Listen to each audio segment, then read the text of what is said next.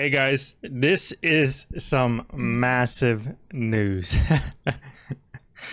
This literally just came out like, I'd say about 2 hours ago now at this point at the time of recording this video. And oh my God, do I want to share my thoughts about this. I'm trying to make this so I can cover the news on everything that comes out on blog posts as soon as I come out, as often as possible now, just because of the fact that I always love giving my thoughts about things. So that's kind of the whole point of this.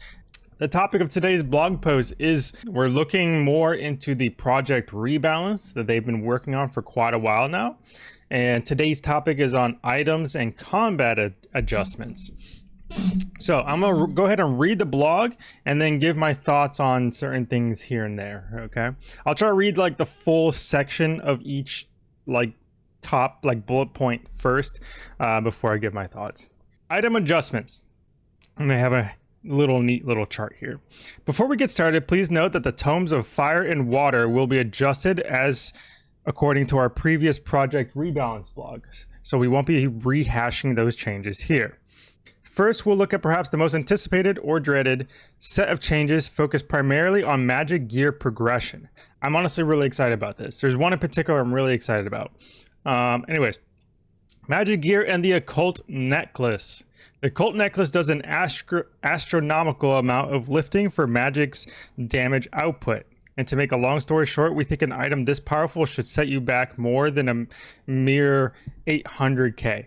Long story short, if one player has an occult necklace, they're about to give an example, and the other person does not have an occult necklace but has like full best in slot mage gear, the person who has the occult necklace is going to do more damage and then the biz gear mage person who does not have the occult necklace. That's currently how it stands now live in game. So they want to be able to change that. Essentially they want to redistribute the amount of damage, magic damage bonus the occult necklace has to other mage gear, essentially ones that should feel a little bit more in line with their rarity status, power status, etc. All right, so these are the proposed changes that they are suggesting. The occult necklace, they want to nerf the damage bonus from 10% to 4%. They want to buff each piece of the ancestral robes from 2% magic damage bonus per piece to 4% magic damage bonus per piece. So in other words, if you have the full set, you'll gain an increased 6% magic damage bonus for all three pieces. Okay, so they're basically taking away 6% from the necklace and they're putting 6% into the ancestral robes. Seems fair. You're effectively getting the same magic damage bonus total among all of them. Virtus, they want to increase the magic damage bonus from 1% per piece to 2% per piece. So it'd basically be the same as what ancestral is right now. Okay. Infinity robes, this one I'm actually kind of excited for.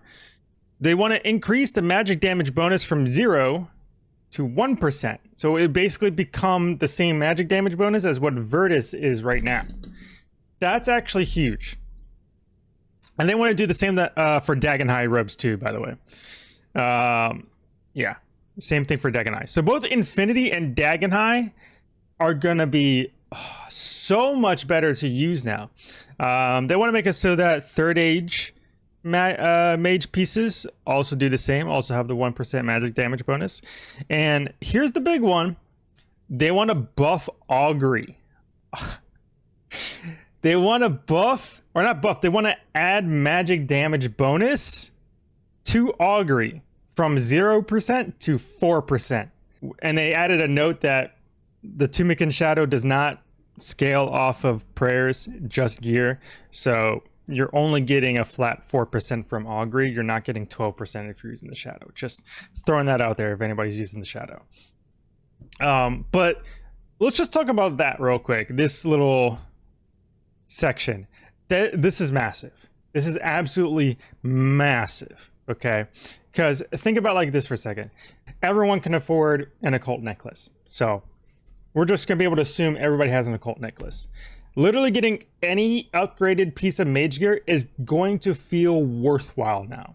Not only because of the accuracy buffs that better mage gear provides, but you're actually getting better damage, which is what you would expect considering that literally all range gear and melee gear do the same thing, where, you know, you get better gear, number be bigger.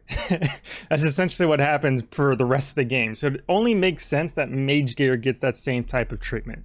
I really like this.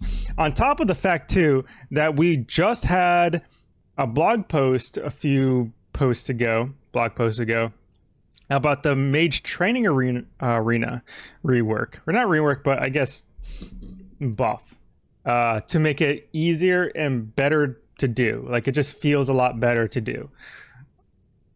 In other words, not only is Infinity Robes going to feel a lot better and easier to obtain now once that comes out, but they're actually going to be stronger now too, where it actually feels worthwhile to obtain them.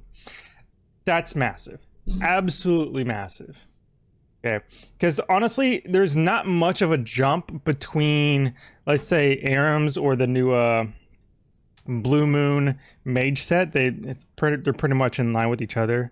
Aram's and the Blue Moon set are basically the same thing in terms of stats and stuff, but they're basically helping make a decent jump between Mystics and Barrows gear, essentially, which is big because basically everyone would skip Infinity Robes and go straight to Barrows from using Mystics, which is a pretty big jump. But now that jump is a little bit more manageable, okay? Because now you're going from Mystics to Infinity Robes to Barrows. It's more of a linear progression now. Feels a lot better.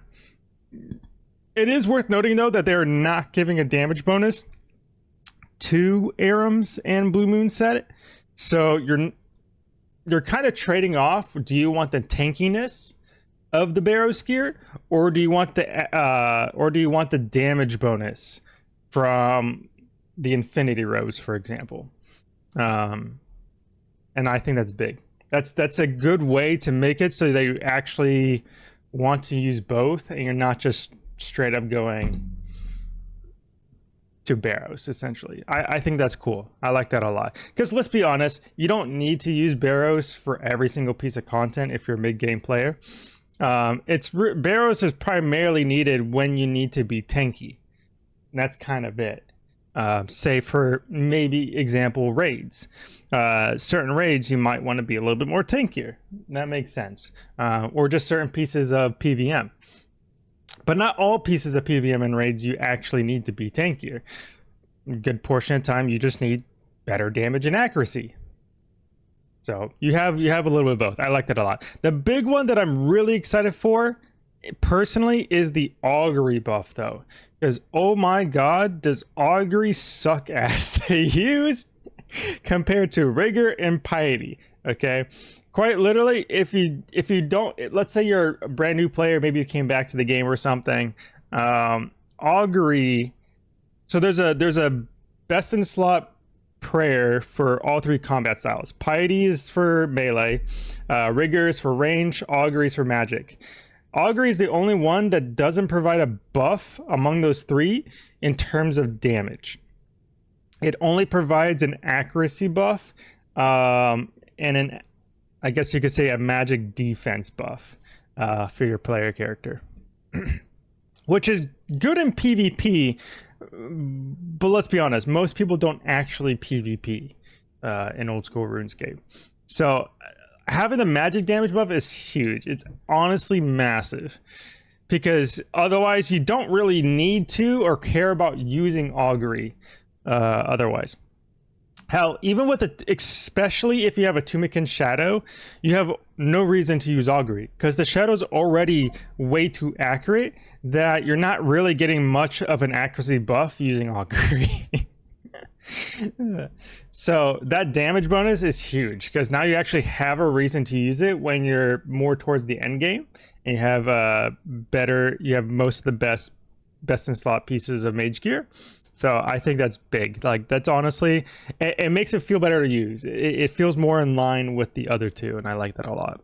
They do mention that if they receive pieces of feedback about other pieces of mage gear and whatnot, they can even maybe buff other pieces of mage gear in increments of 0.5%. So let's say, for example, you feel like Mystics doesn't get enough love, and there's a lot of people that advocate for Mystics. You know, they might be willing to buff Mystics magic damage bonus by 0.5%. That's just an example. Anyways, next up, the Soul Reaper Axe. They say, moving swiftly on this hard-hitting slash weapon capable of dishing out some serious damage if you're willing to go through the frustrating process of bringing out its true potential. We don't plan to increase the Soul Reaper's damage directly. Here's what they'll do instead.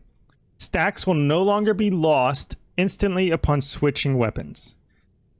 Honestly, that's good. That's a good quality of life. Stacks will start decreasing after 20 ticks or 12 seconds without attacking, up from 10 ticks or 6 seconds. When stacks naturally degrade, they'll heal you for the damage you took while building up those stacks.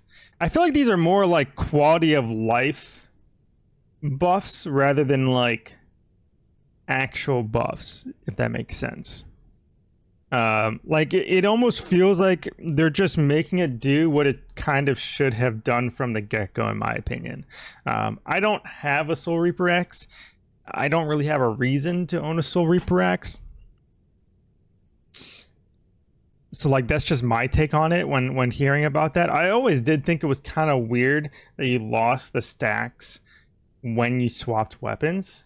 That's like saying how if you have a Kodai wand or something, you know, like a magic weapon that can auto cast spells, that it forgets the spells every time you switch the weapon. I know it does that I know it does that in the wilderness, which I already think is stupid and a pain in the ass, and like just makes PvP more alienated compared to the rest of the game. And like certain mage weapons too do that too. But like, first, why the fuck does the Ivan staff do that? That's something I was doing Coliseum runs earlier on my Iron Man, and I brought the Ivans because I'm like, oh, you know, why not? Let me try the Ivans compared to my Warp Scepter. And the fact that it keeps forgetting to like the auto cast on Ivan's Blast every time I swap the weapons, I'm like, why does it do this? It doesn't make any sense. That's so annoying for me. It doesn't make any sense for me. But yeah, it feels kind of like that, where like it should just remember it from the get-go. Like there's no reason for it to forget the stacks you built up. So I don't know. That's just my take. I feel like that just makes sense. It just feels more like a quality of life thing, though. I think the fact that you get back the healing that you lost from building up those stacks, though, once you're out of combat, I think that's nice. It kind of makes sense in my opinion. The stacks aren't going anywhere anyways. It might as well just give it back to you. So I don't know. Overall, I think quality of life, that's what it feels like. Still a buff, but it's not really that much of a buff in my opinion. Effectively, we're making stacks easier to maintain and removing the overly punishing stack drain when switching weapons. This does indirectly buff the Soul Reaper's damage output, but it also means you'll no longer run out of stacks while waiting between phases in some boss fights, such as Verzik's transition between phases 2 and 3. We've seen more suggestions regarding the Soul Reaper Axe, but right now our focus is on improving its usability and ensuring it doesn't lose power every time you switch gear. I think that's fine. I don't think it's enough, like at all, but it's step in the right direction. Next up, the Elder Maul. Oh, I'm excited for this. Okay, by the way, if you're watching this and this is your first time hearing about the Elder Maul buff, it's already too late in terms of trying to buy one before the price increase goes up. It already like almost doubled in price within the first hour of this blog post going up. For reference, the Elder Maul has been hovering here. I'll pull it up. Okay, the Elder Maul has been hovering around like between 40 to 45 mil for the longest time now. Let's actually pull up the last week. Yeah, it's been hovering around, yeah, between 40 to 45 mil within at least the last week. And as soon as this blog post came out, it's actually, oh shit, it actually went higher. It's currently around 80 mil. It's gonna be at least doubled in price by the end of today of recording this video, easily. I will say right now, and I know I'm kind of unintentionally milking and not saying what the buff is, but overall I feel like the Elder Maul buff is putting it more in line with how the Kodai 1 feels in terms of like power level. Okay, in terms of usability, that's a different question. Like how much will you actually end up using it in different areas of content? That's a different question. That's something we'll figure out in the long run, but it's definitely a lot stronger. So anyways, let's actually read the buff. It's hard to bring a slow, hard-hitting weapon in line with other main hand options because our combat system rewards speed. 5-tick weapons like the Scythe of Vitor and the Twisted Bow do a fantastic job, but an even slower 6-tick weapon requires a max hit that would level half of Varrock. What makes the Elder Maul great is that feeling of bringing this behemoth of a weapon down on an opponent and softening them up for future blows while they're still reeling from the impact. Initially, we thought about shaving off a little defense for each swing, but struggled to get it to a place where it wasn't either totally broken or outperformed by the Dragon Warhammer. Instead, we're giving it a special attack worth 50% of special attack energy, which reduces your target's defense by 35%. This makes it a better defense reduction option than the Dragon Warhammer, and also frees up an inventory slot for scenarios where you would otherwise use two-handed weapons. Basically, long story short, most endgame players will typically have all like the best in slot weapons at that point. I'm kind of at that point myself where I have most of the weapons of the game, and most best in slot weapons are pretty much all two-handed weapons. Okay, so you primarily want to bring two-handed switches if possible, and having to bring a defender only ends up using up an extra inventory slot if I want to use the Dragon Warhammer. So having the Elder Maul, which is a two-handed weapon, basically had the same special attack as the Dragon Warhammer. It's actually better than it now. I don't have to bring a Dragon Warhammer anymore. I can just bring an Elder Maul. Not only is it more accurate than the Dragon Warhammer and a defender, but it has a better special attack as well. So overall, big buff. Big buff. I still don't think it's worth the mega rare status, in my opinion. It just feels, like I said before, it just feels more in the same power level as a Kodai now.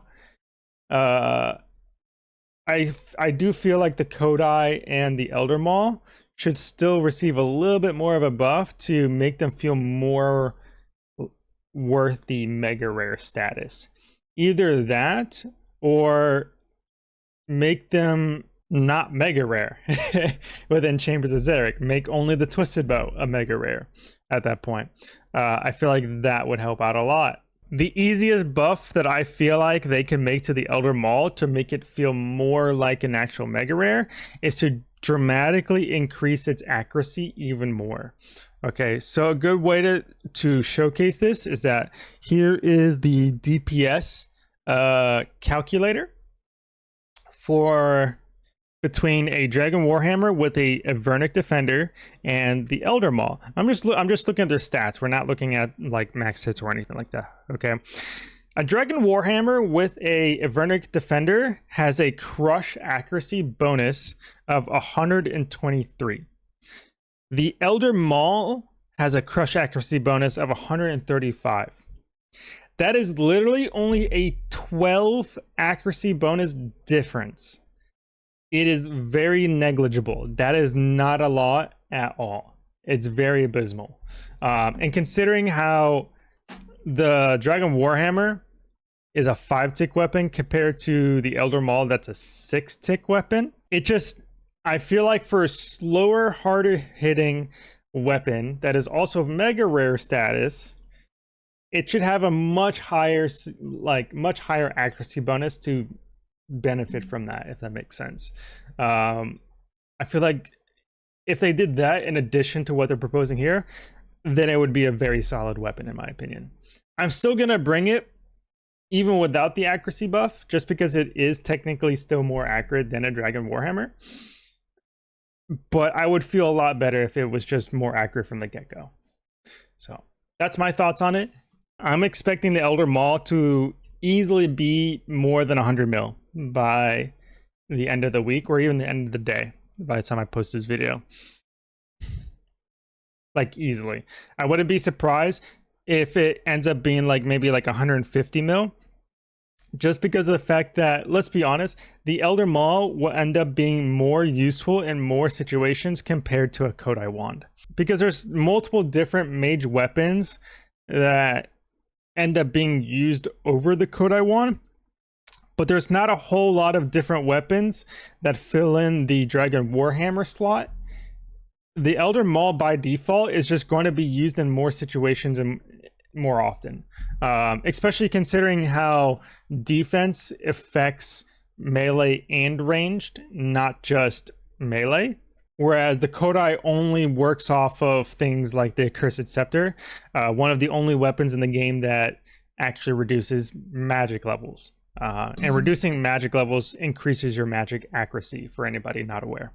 So TLDR, it has more uses in more places compared to a Kodai wand, and it has less competition in terms of other pieces of weapons, that it's just going to end up being better overall. So anyways, next up, Inquisitor armor and the Inquisitor's mace. The Inquisitor armor set and mace are crush focused set dropped by the Nightmare and Phosani's Nightmare. That was my Discord, by the way.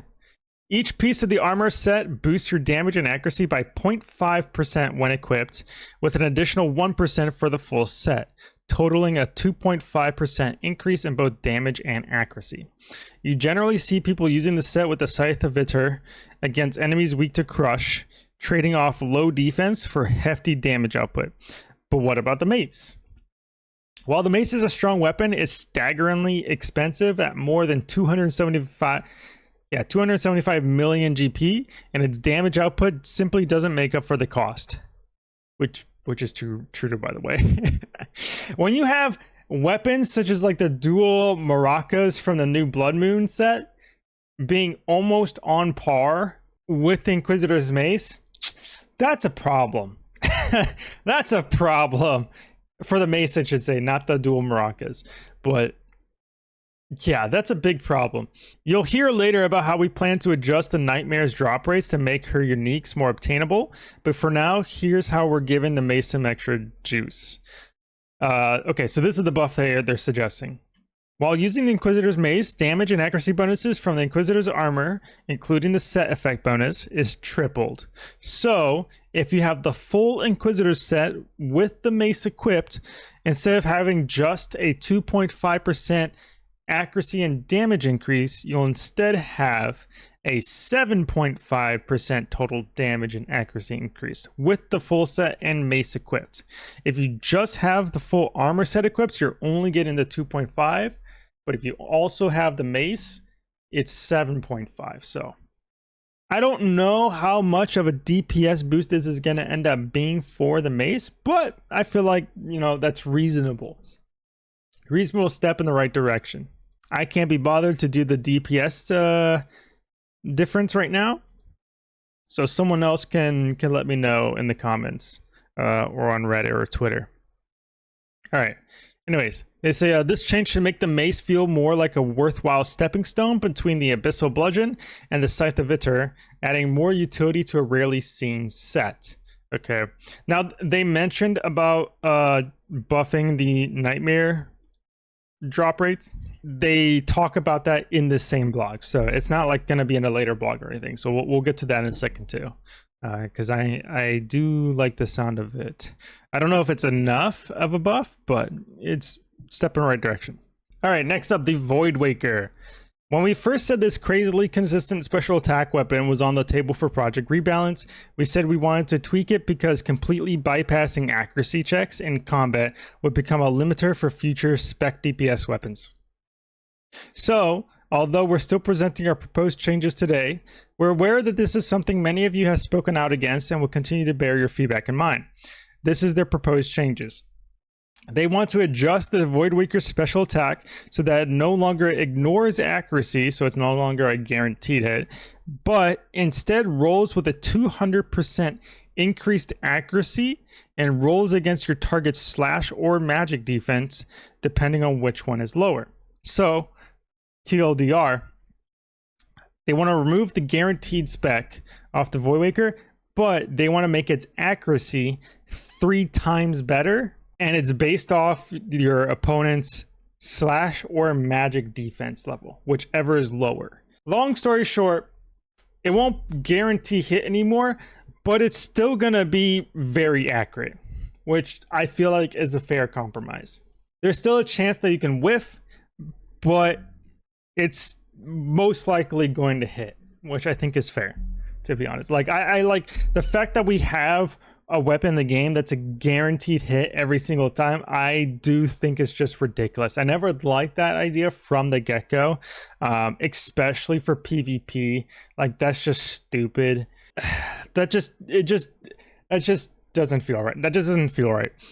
Hell, just to put it in perspective, even something like the Zerite crossbow, which is like almost 500 mil, almost half a bill essentially, that doesn't have a guaranteed hit.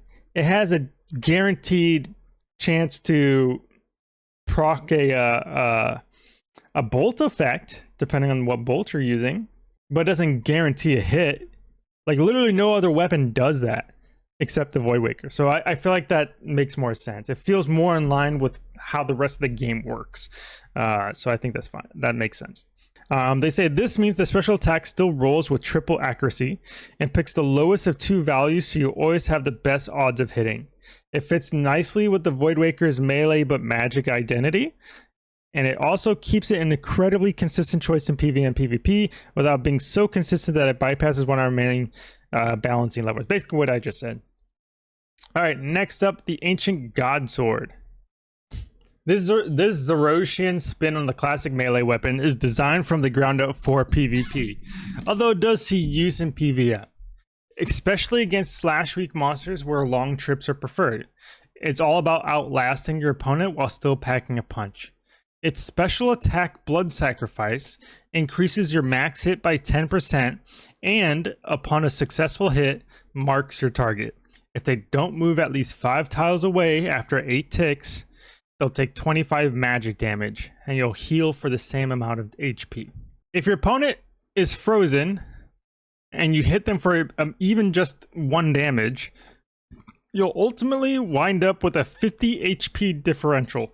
The damage isn't mitigated by Protect from melee or magic, so there's actually very little your opponent can do about it.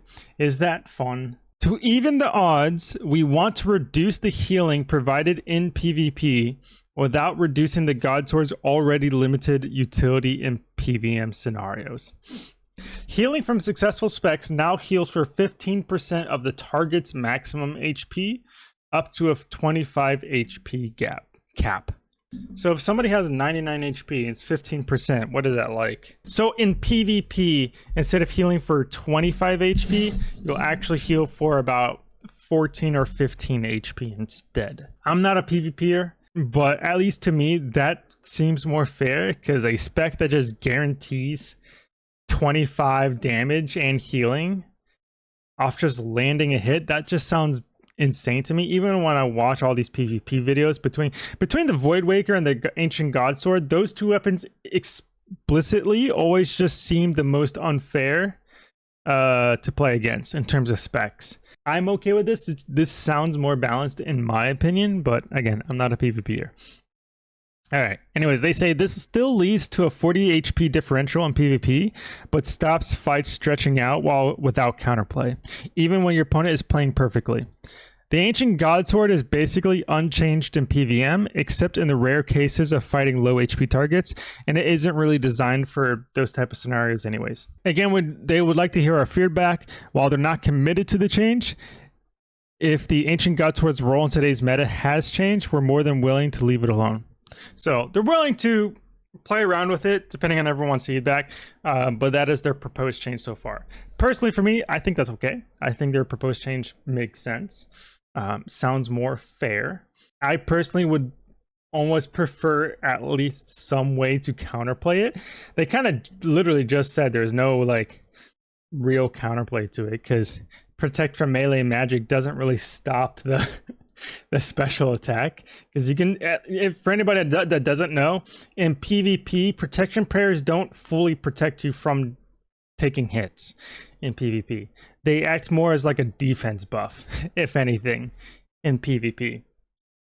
So the Ancient Godsword doesn't really, or should I say protection prayers don't really stop spec weapons from hitting you, which is perfect for the Ancient Godsword, because it just needs to land a hit. It doesn't matter how much it hit you for.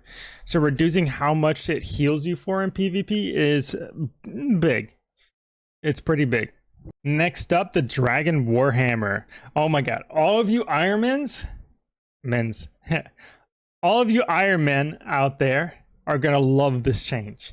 I love this change because I've recently started playing on my group Iron Man again. I'm looking forward, or should I say, I'm not dreading nearly as much to do the Dragon Warhammer grind. This is their changes. This quintessential item is a staple for those taking their first step into PvM. Unfortunately, it's not that common. Lizardmen shamans aren't hard to kill, so the whole hours-long adventure can also be quite boring, which is why we're making the following change. They would like to buff the Dragon Warhammer's drop rate from 1 in 5,000 to 1 in 3,000.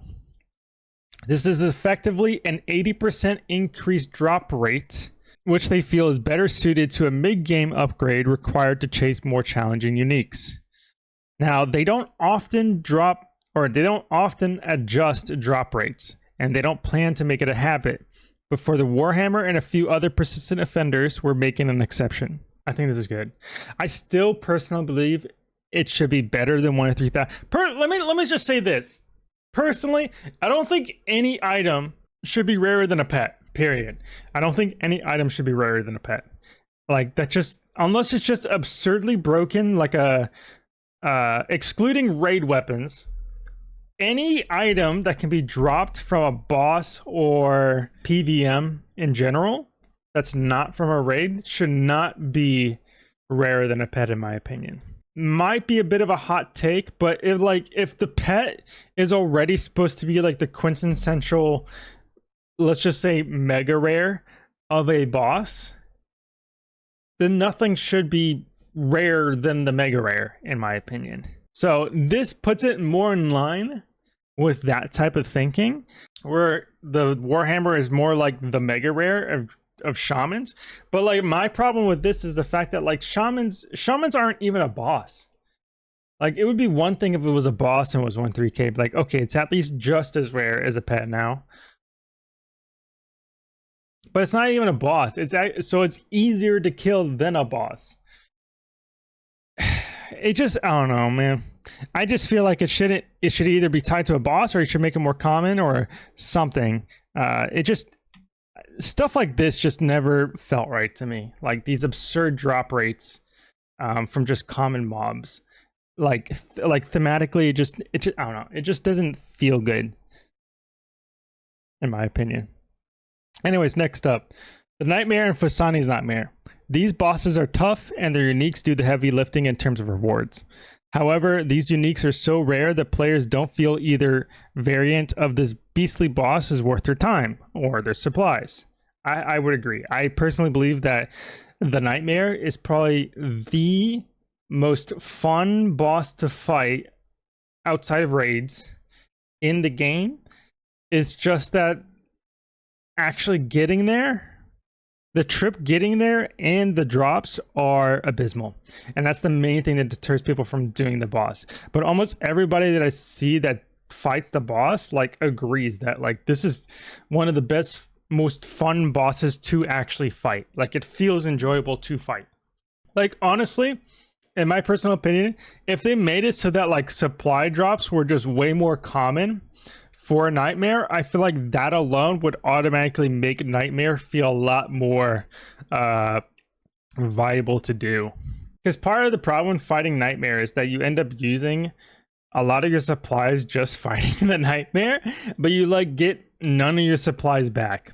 Like you rarely get food drops at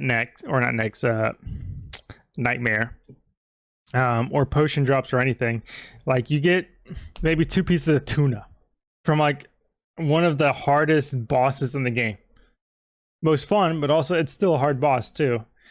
It's just too lopsided by its uniques. Give it better supply drops. Give it better supply drops that would already mitigate a lot of the hassle of Nightmare right then and there. Anyways, to add to the issue, the Nightmare's uniques are mostly niche or underpowered, which doesn't exactly justify their rarity. We've already spoken about making changes to the Inquisitor's Mace, and we feel adjusting the drop rates for all uniques will provide the other half of the equation. Here are the specifics. So this is their proposed changes to the drop rates. For the Nightmare, so regular Nightmare, they want to buff the drop rate to Inquisitor armor pieces and the Nightmare staff from a 1 in 20 chance to a 1 in 90 chance. For the orb loot table, they want to buff it from 1 in 600 to a 1 in 450. Right? For Phosani's Nightmare, they want to buff the armor and staff from a 1 in 200 chance to a 1 in 150 chance. For the orb loot table for Phosani's Nightmare, they want to buff it from 1 in 960, that's insane, to a 1 in 720.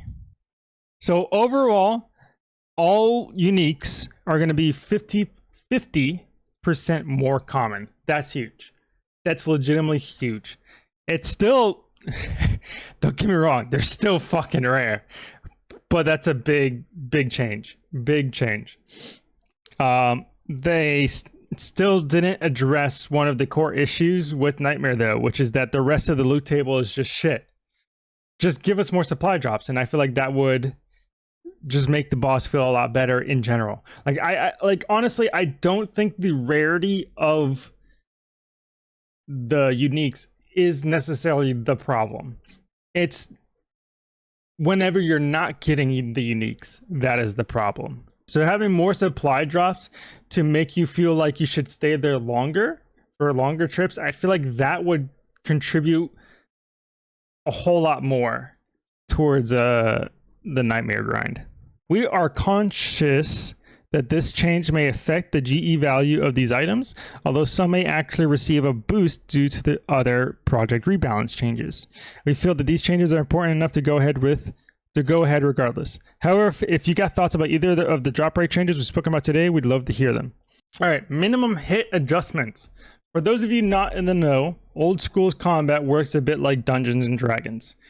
The game is based off Dungeons and Dragons, by the way, for anybody who's not aware. So like, that's why old school is the way it is. It's because it's based off Dungeons and Dragons, even down to the very mechanics of combat itself. So you'll roll once to hit, quote unquote hit, and then roll again to see how much damage you do, just like in Dungeons and Dragons. In the current system, it's possible to hit and then roll a 0 damage. This is especially punishing early game where players have a lower max hit overall. So like if you started a brand new account, basically you have a max hit of 1. So having a 50% chance to land a hit with an additional 50% of even doing 1 hit of damage, you basically have a 75% chance of not doing any damage every attack on a brand new account. And it doesn't feel good. It feels terrible. So long story short, they want to change it so that if you do land the hit roll, you are guaranteed to land at least 1 damage. So that mostly affects brand new accounts and not really mid to end game accounts. And to balance this, they want to reduce the max hit of everything in the game by 1. And what that will end up doing is keeping the DPS of everything in the game the exact same, but it just helps make hits more consistent. That's basically it in a nutshell. So you're guaranteed to hit at least 1 damage when you land a hit, but everything will have a 1 less max hit. I think that's fine. It just creates a better feedback loop in general for the game as a whole, so I think that's fine. It's healthier for the game, basically. Next up, early game combat prayers.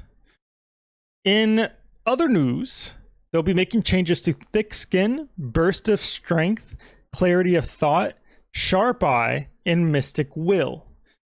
So the very early game combat prayers. They may look, that was also my Discord.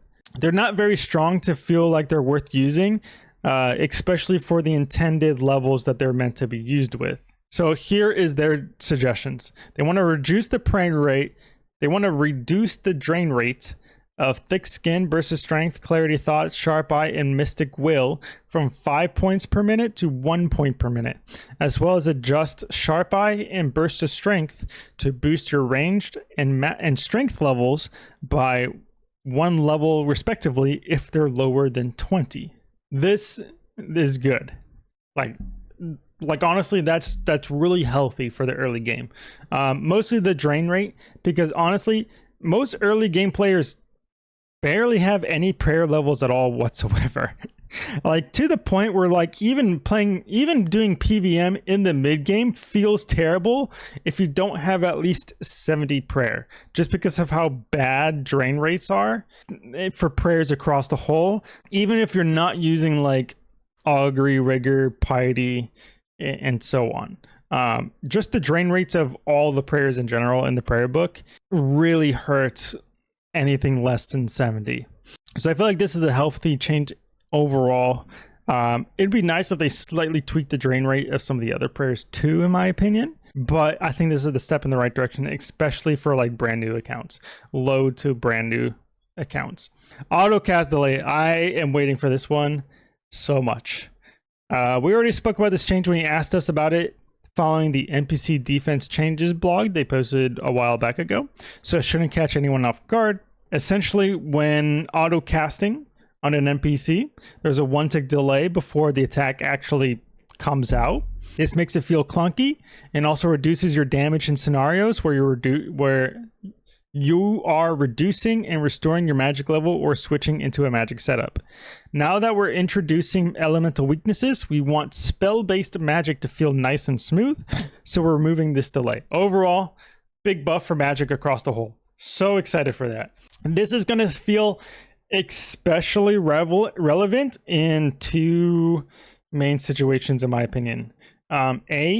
Whenever you're on the ancient spell book, because having to stand still for a tick just to cast a spell feels terrible in a lot of situations, especially when like powered staffs basically can like attack almost immediately, or at least launch the attack immediately without needing to stand still for so long, compared to having to stand still when auto casting ice spells or blood spells and whatnot.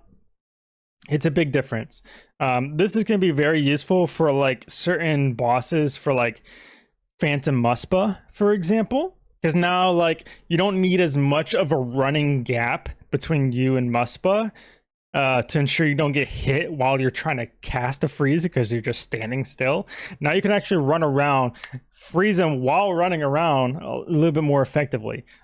Overall, that's going to be huge. This will probably also indirectly buff PvP as well, because I know there's a lot of people in PvP who like to do like the fire surge into a spec combo. Well, they'll be like at max range distance from their opponent. They'll launch a fire surge, then rush up to them while the surge is in the air so that they can time it where right when the fire surge lands on the opponent, they spec them down with like dragon claws or something. So that way it looks like all of it got landed all in the same tick. That will probably end up, actually that might end up nerfing that too, because maybe I don't know, we'll see. That might end up messing up some of the timing, but I would imagine that the timing would, I would imagine the strat would still work. It would just be slightly harder because you have to be one tick faster now. I don't know, we'll see. Anyways, next up, they want to make some changes to Verzik in, actually no, they want to make some changes to, Verzik from Theater of Blood. Solo Theater of Blood enjoyers have expressed frustration at the disparity between how Verzik's mechanics are handled in normal and hard mode. We're fixing that. If only one player is left alive during Verzik's second phase, only one Nylos, also known as the red crabs, will spawn. So only one red crab will spawn now, which is good. This change isn't just for solo players. Should your team meet an untimely end during phase 1, you should now be able to clutch it out. So basically, if your team wipes but you're the only one left alive, you're not going to end up in a situation where you have 2 red crabs to deal with, or even 3. You just have 1 to deal with now. So it's gonna end up balancing itself, kind of like in the other 2 raids, or at least kind of like in Tombs of Amasket, where NPCs will spawn according to how many people are left in a room, which is good. All right, next up, Tombs of Amasket. Baba himself and the monkey room. There's no escaping the dreaded monkey room. Thankfully, your prayers to the Menethite Pantheon have been answered. They want to increase the hit points for all enemies within the monkey puzzle room, but to compensate, all of the enemies will now always take maximum damage when attacked with the opposing combat style. I think this is huge. Oh wait, let me continue. Let me finish reading it before I get my thoughts, I guess. So, assuming you're in a solo raid, this is how the HP values and max hits will shake out. So this was just a simple example in terms of the HP value. But basically, they're buffing HP for all the monkeys in the monkey room, but they're going to make it so they always get max hit when you're using the correct combat style. At the end of the monkey room awaits Baba and her an extremely potent melee attack. Since we're here, we may as well take a swing at it. Their change is now Baba will only hit for 25% of damage through Protect from Melee, down from 33%. This reduces the damage by around 24%. Thank you, Lord, because I swear to God, especially when you're doing like level 450s or 500s in TOA, being hit through prayer by Baba when you're like fighting her the way you're supposed to be fighting her and not doing red X feels like shit, just complete shit. Like, why am I being punished for something I can't do anything about without like abusing some long-standing known bug within the game that's just been accepted by the community? Like, red Xing is one of the few like bugs in the game that's just been in the game for so long that even the devs acknowledge it as like a legit mechanic, even though it's an unintended mechanic. And personally, for me, while I don't mind learning mechanics like that, I don't personally believe they should be in the game. Anything that the game that doesn't inherently teach you how to do should not be in the game itself, in my opinion. That's just how I am.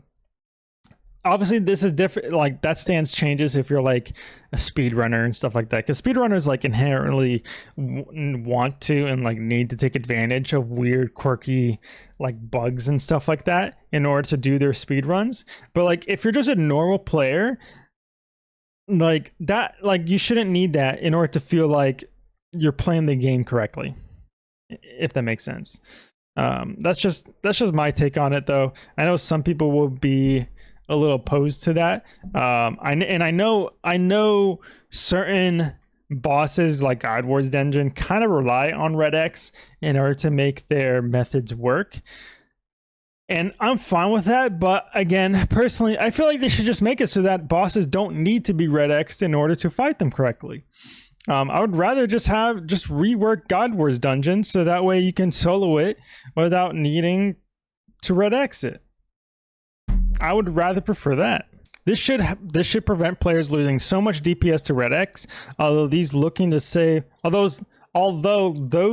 to save supplies will find it isn't removed entirely. And that is it. They would like to hear our thoughts and feedback regarding it, blah blah blah. Good stuff. So anyways, that is it for today's news blog update.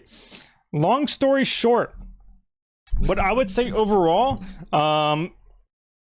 in terms of the market,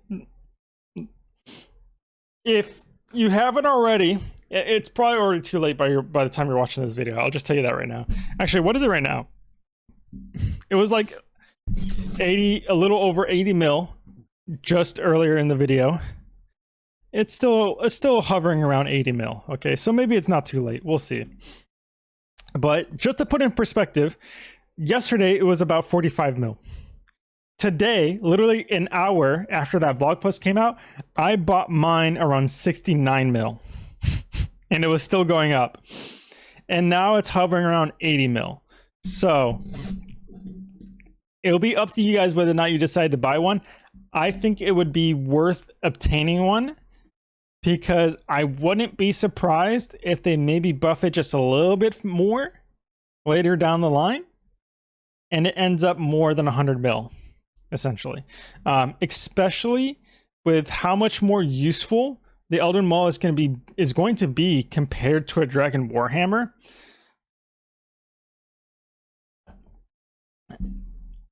Over time, even if it doesn't get another buff, I think people will start to realize how much better the Elden Maul is over a Dragon Warhammer. So those are my thoughts about it. But in terms of the Voidwaker, I wouldn't be surprised if the Voidwaker goes down in price again just a little bit. It's still going to be a very consistent weapon, or spec weapon I should say, so I don't think it will drop in price that much. It might only go down like a few mil, maybe like 5 mil or something, in my opinion.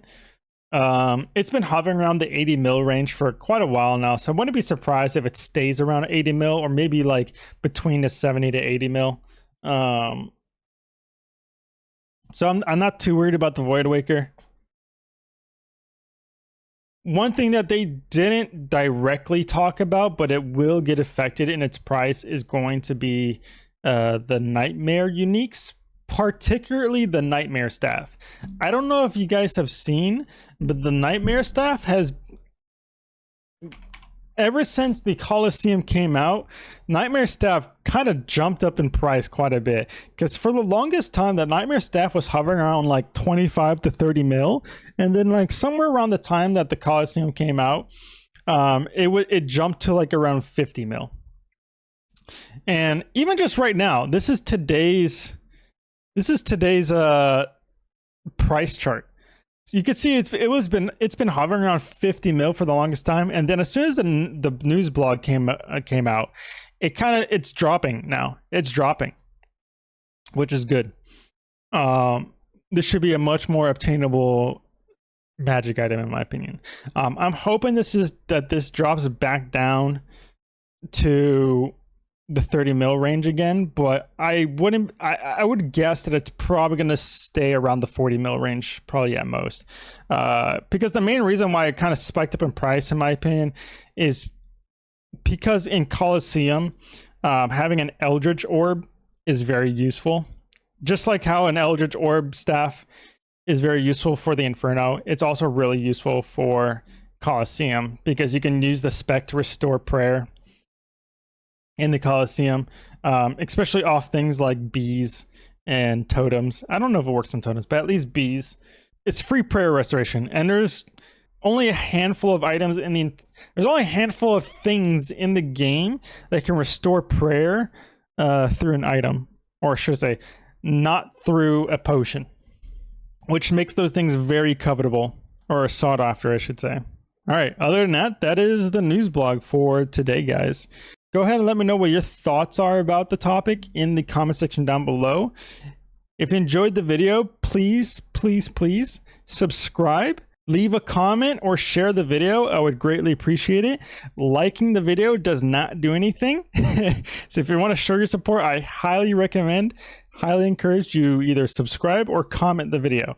That is one of the best ways to drive engagement and boost the algorithm. So other than that though, my name is Brian and I will see you guys in the next video, guys. Peace.